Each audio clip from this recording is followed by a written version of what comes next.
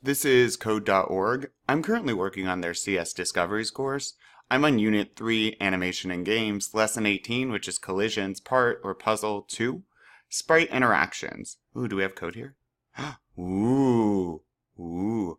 Um, Sprite Interactions. So far, oh, they're pushing.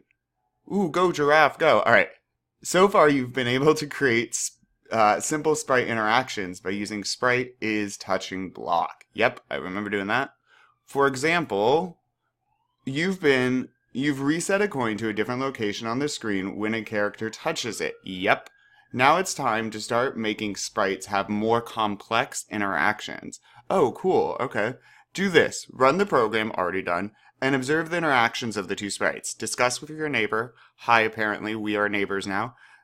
Using only the commands you've already known how you could create this kind of interaction. Well, I'm going to run it again. Let me see this. So there are a lot of ways to do it, but here are the blocks to consider.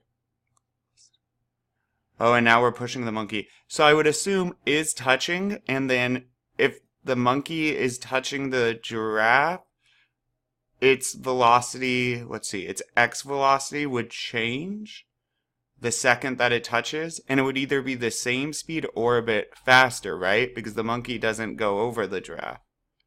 And the giraffe must start outside of the draw loop with a velocity. I think. Those are my thoughts.